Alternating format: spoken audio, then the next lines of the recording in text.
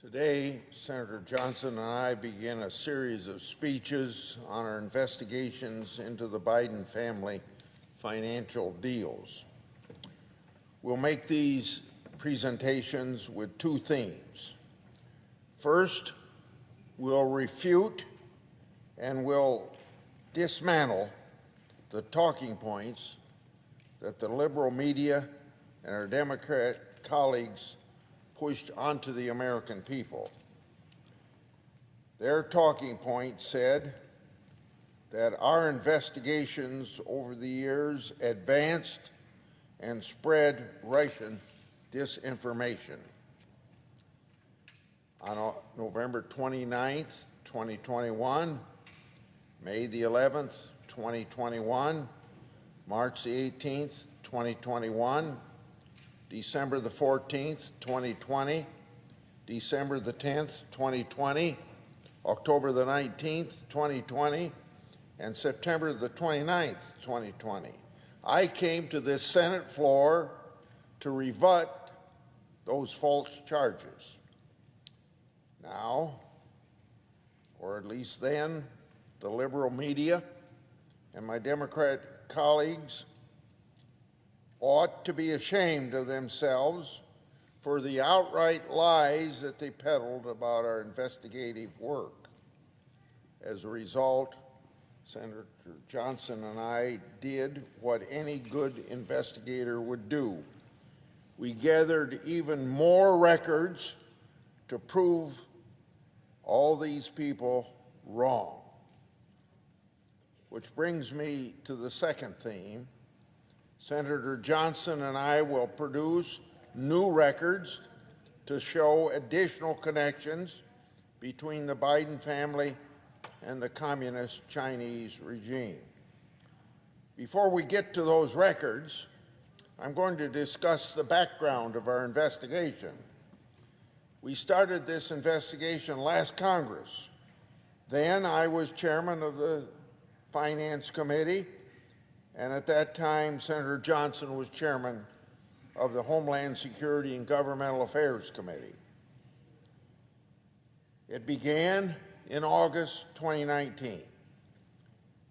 I started at that time an inquiry into a transaction involving Hunter Biden that was reviewed by the federal government's Committee on Foreign Investment. On September 23, 2020, Senator Johnson and I released our report.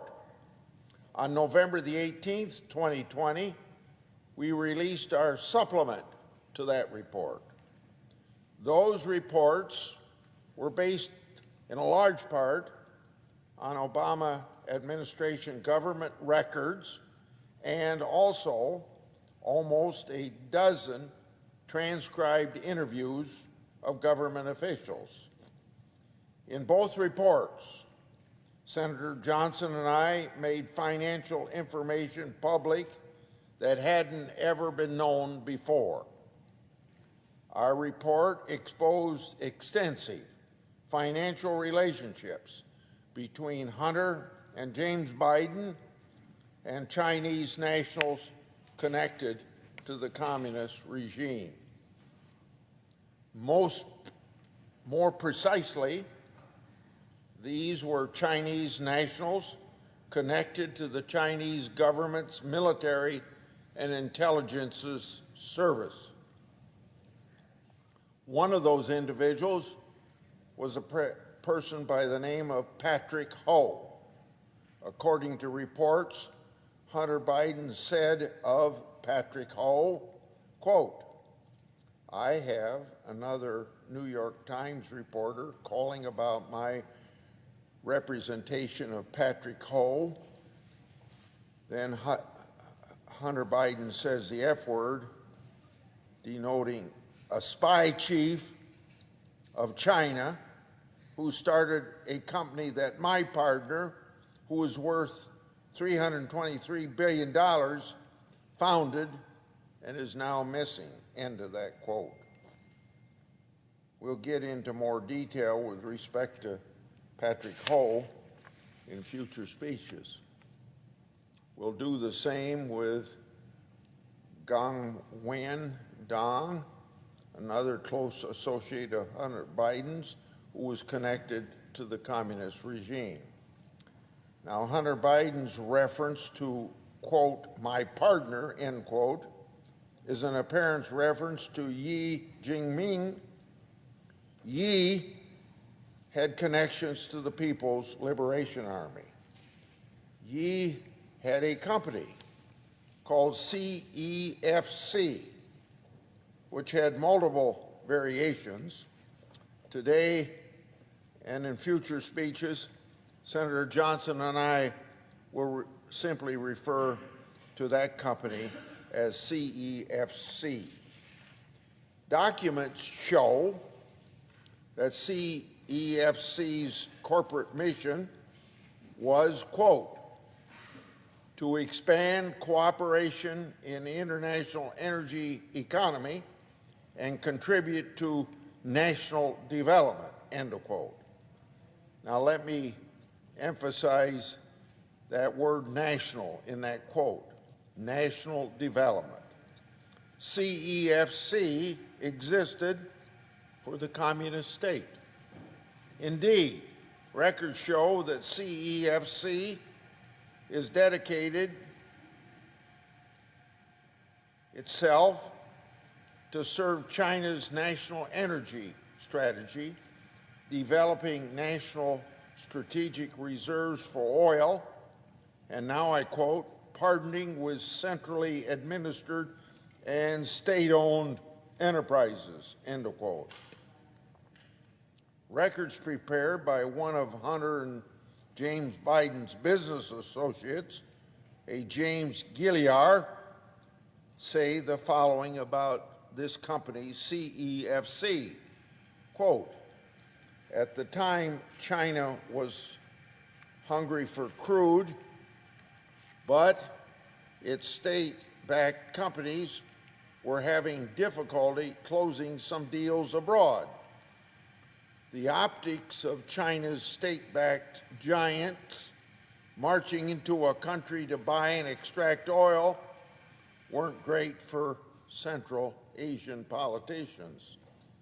This paved the way for private firms like CEFC, which can strike oil deals in Europe and the Middle East, where Chinese state-owned enterprises could bring political liabilities, end of quote.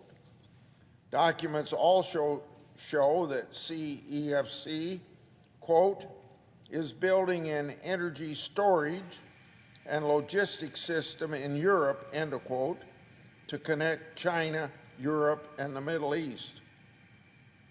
Now, you may ask why?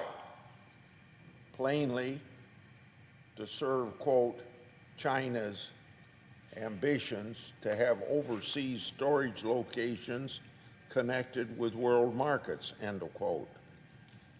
The document further states that CEFC's investments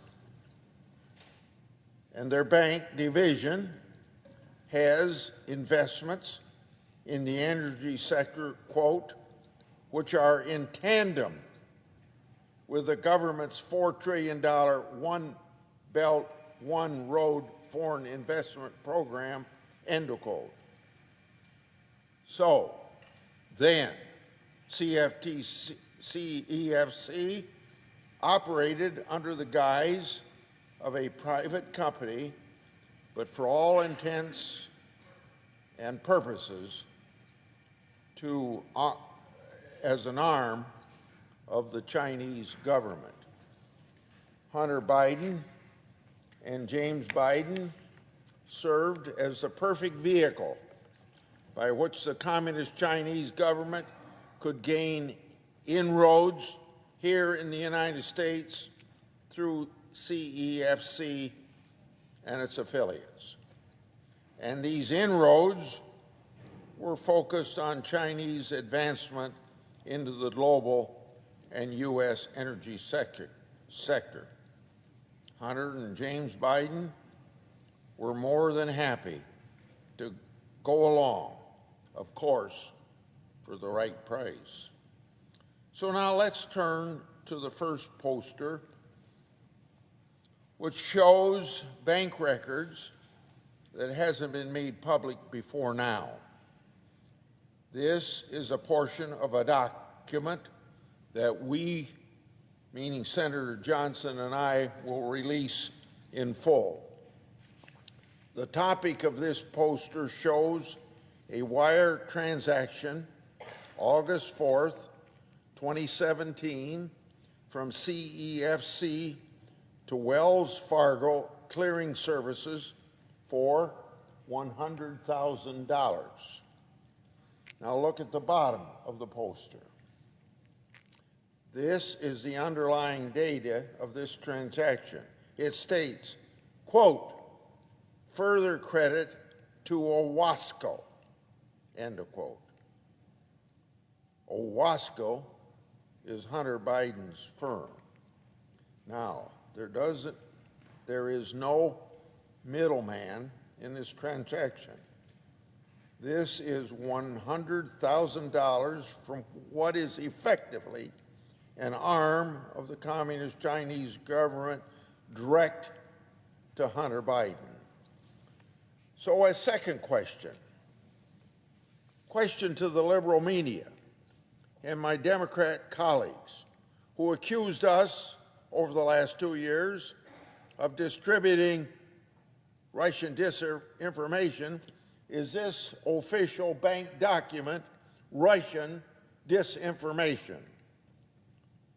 Now, beyond this document, in future speeches, Senator Johnson and I will show you more transfers between and among such companies as CEFC, Northern International Capital, Hudson West 3, Hunter Biden's Owasco, and James Biden's Lion Hall Group.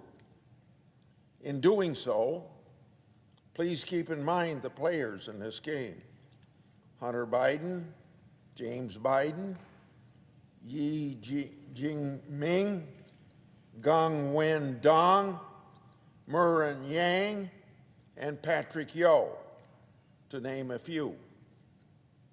All of these individuals mixed and mingled with related corporate entities over a period of years and with respect to millions of dollars. Now, the next poster. Those connections are illustrated by this second poster, which I made public last November. It's an original bank record with one typographical error and all. Here you have Hunter Biden, Gong Wen Dong, and Mervyn Yang executing an assignment and assumption agreement together.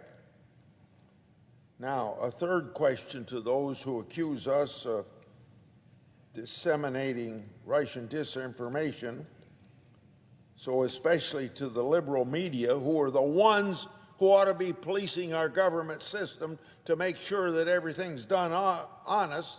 They shouldn't have to have members of Congress giving all this information out. But is this official record Russian disinformation? In our next speeches, we'll show you more records that haven't been seen before. Records that undeniably show strong links between Biden family and Communist China. Today is just a small taste. I'd like to note one thing before Senator Johnson takes over. He's going to describe to you the ridiculous attacks that we received, claiming that our reports were Russian disinformation. On March the 16th of this year, the New York Times unwittingly substantiated our reports by reporting on Hunter Biden's connection to foreign corporations and his potential criminal exposure. So what Senator Johnson and I made public last Congress is now a prevailing fact pattern that even the liberal media can't ignore any longer and falsely label Russian disinformation. I'll turn it over.